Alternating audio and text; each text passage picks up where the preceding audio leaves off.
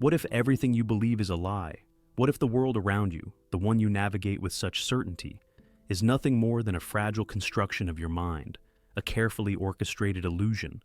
You trust your senses, but should you? Sight, sound, taste, touch, and smell. These are the filters through which you perceive reality. But what if they distort more than they reveal? Neuroscientists have long known that the brain does not passively record the world. It interprets, alters, and even fabricates reality based on prior experiences, expectations, and biological limitations.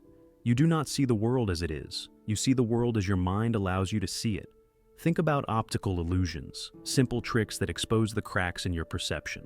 If your mind can be fooled so easily by a mere drawing, what does that say about everything else you experience? Consider the fact that your eyes detect only a sliver of the electromagnetic spectrum. There are colors you will never see, dimensions of existence forever beyond your grasp. Your ears hear just a narrow band of sound frequencies. Entire symphonies of reality exist outside your comprehension. The very fabric of what you call real is incomplete, edited, and rewritten every second by a brain that is not designed to show you the truth, but merely a version of it that ensures your survival. Even memory, something you rely on as a record of your past, is notoriously unreliable. Studies show that each time you recall an event, your brain reconstructs it, altering details, reshaping the narrative. The past is not a fixed entity, but a fluid, malleable illusion shaped by emotions, biases, and subconscious desires. If your own history is a collection of distorted fragments, how can you trust anything your mind tells you? Descartes wrestled with this dilemma centuries ago, questioning whether an evil demon could be deceiving him, manufacturing a false world indistinguishable from the real one. Today we ask similar questions through the lens of neuroscience and philosophy. How do you know you are not dreaming right now? How do you know your memories are real? What if the moment you are experiencing is no more than an intricate hallucination generated by a complex neural machine? Even modern physics suggests that what you call solid reality is mostly empty space, a swirling dance of quantum probabilities rather than fixed, tangible substance. And yet, you move through this world with confidence, believing in its solidity, trusting that what you see and feel is real. But what if that certainty is the greatest illusion of all? If your mind has been lying to you your entire life, what remains? If perception is an unreliable narrator, then what, if anything, can be trusted? From the moment you are born, the world begins shaping you, molding your thoughts, beliefs, and perceptions before you are even aware of it. Your parents, your culture, your language, these are not just influences, they are the architects of your reality. You believe you are an independent thinker, a free agent navigating existence with personal conviction. But how much of what you believe was ever truly yours? How much of it was inherited, absorbed, programmed into you before you had the ability to question? You do not choose the language in which you think. You do not choose the values instilled in you as a child.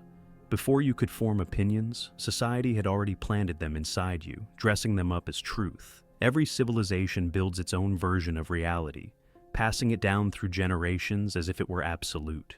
But how many societies have come and gone, each one convinced of its own unquestionable truths, only for history to later expose their illusions? There was a time when people believed the earth was the center of the universe, that disease was caused by spirits, that monarchs ruled by divine right. And yet, those beliefs were as real to them as your own are to you now. What makes you think that your reality, the one you've been handed, is any different? What makes you think that you have escaped the grand deception? Psychologists like B.F. Skinner demonstrated how behavior is conditioned, how reward and punishment shape what we accept as real. The fear of social rejection, the desire for belonging. These invisible forces dictate your thoughts more than you realize. You conform not because you consciously choose to, but because your brain is wired to seek approval, to align with the tribe. If an entire society tells you something is true, how likely are you to doubt it? Most people would rather live in a comfortable lie than face an uncomfortable truth. Nietzsche saw this clearly when he spoke of the herd mentality, the way humans cling to collective delusions because breaking free would mean standing alone in terrifying uncertainty. Even your moral compass, what you think is right and wrong, is not as solid as you believe. Different cultures teach different values, each convinced of their moral superiority. A practice considered normal in one era is seen as barbaric in another. Slavery was once defended by intellectuals. Witch trials were conducted by people who thought they were protecting society.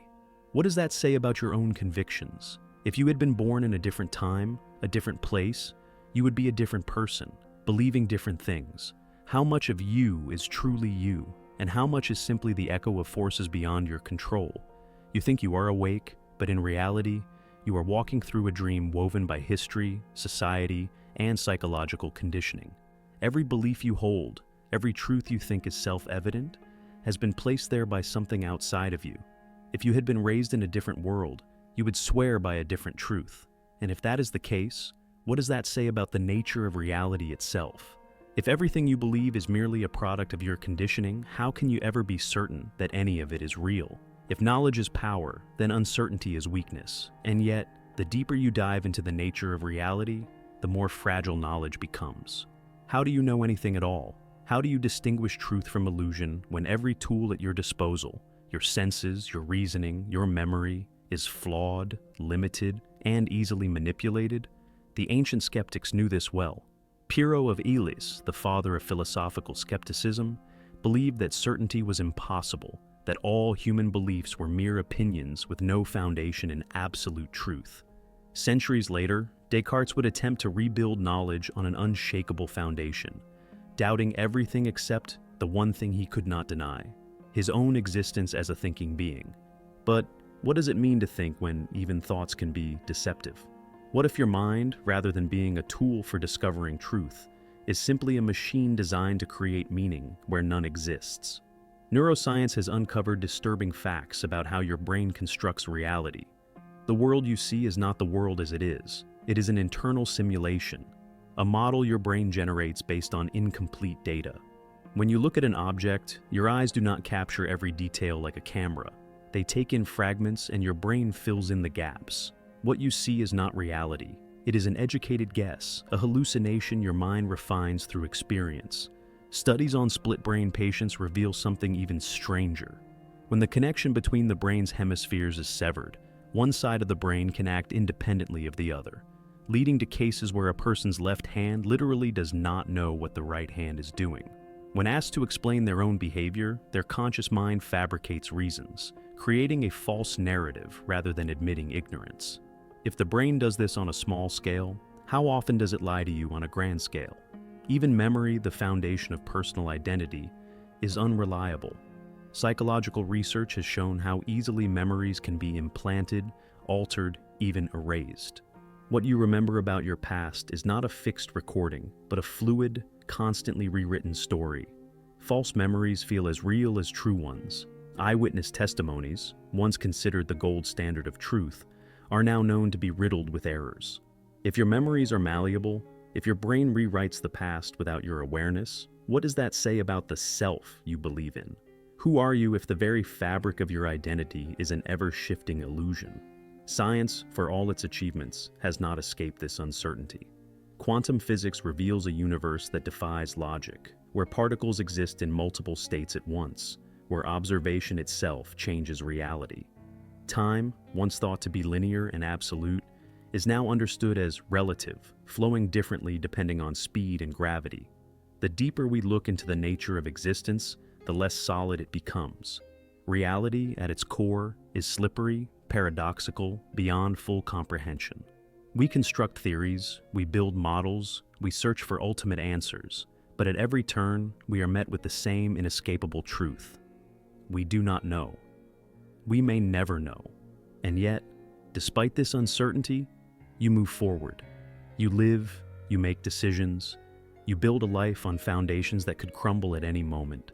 But what if you stopped and truly considered the weight of this uncertainty? What if you let go of the comforting illusion of knowledge and embraced the abyss of not knowing? Would you be free, or would you be lost? If everything you believe is a lie, is there any point in searching for the truth? Or is the very act of seeking it just another illusion, a desperate attempt to impose meaning on a meaningless void? The greatest paradox of human existence is that we crave certainty in a universe that offers none. We construct systems of belief, philosophies, religions, and scientific models, all in an attempt to grasp something solid. But no matter how tightly we hold onto these constructs, they inevitably shift beneath our feet. If reality itself is unknowable, does that mean we are forever condemned to wander in the dark? Or is there a way to break free, to see beyond the illusions that bind us? Jiddu Krishnamurti once said, "It is no measure of health to be well adjusted to a profoundly sick society." If the world around you is built on illusions, then conforming to it is not wisdom, it is blindness. To break free from this conditioning, you must first recognize its existence. You must question every belief you hold, not out of cynicism, but out of a relentless pursuit of something deeper than mere comfort. This is not an easy path. It is far simpler to live within the boundaries of what has been handed to you, to accept reality as it has been presented rather than risk stepping into the unknown. But those who dare to question, those who tear apart their own assumptions, are the ones who come closest to whatever truth may exist. But what happens when you strip away all illusion? If you deconstruct everything you have been taught, your identity, your morality, your perception of reality, what remains? Nietzsche warned of the dangers of such a process, of the abyss that stares back when one stares into it. When old beliefs crumble, there is a void, and in that void, many people find only despair. This is why so few embark on this journey to begin with. The comforting lies of society are a safety net, one that most are unwilling to cut away. Existentialists like Camus understood this struggle and posed a brutal question. If life has no inherent meaning, should we embrace absurdity or succumb to nihilism? To break free from illusion is to stand at the edge of meaninglessness, facing the terrifying possibility that there is nothing beyond the stories we tell ourselves. And yet, in that very emptiness, there is potential. If everything you have believed is a lie, then you are free to create your own truth. Not in the sense of fabricating another illusion, but in the sense of living with the awareness that reality is not something given, it is something forged. Viktor Frankl, a survivor of the Holocaust, wrote that meaning is not discovered, but created. The only real freedom we have is in how we choose to respond to the absurdity of existence. If the world is an illusion, then let it be an illusion of your own making, not one imposed upon you by forces beyond your control. So, here you stand, at the edge of certainty, staring into the unknown. Will you turn away, retreat into the comfort of familiar deceptions? Or will you take the step forward, embracing the chaos, the uncertainty, the raw, unfiltered reality of not knowing? Perhaps the truth is not something to be found, but something to be lived.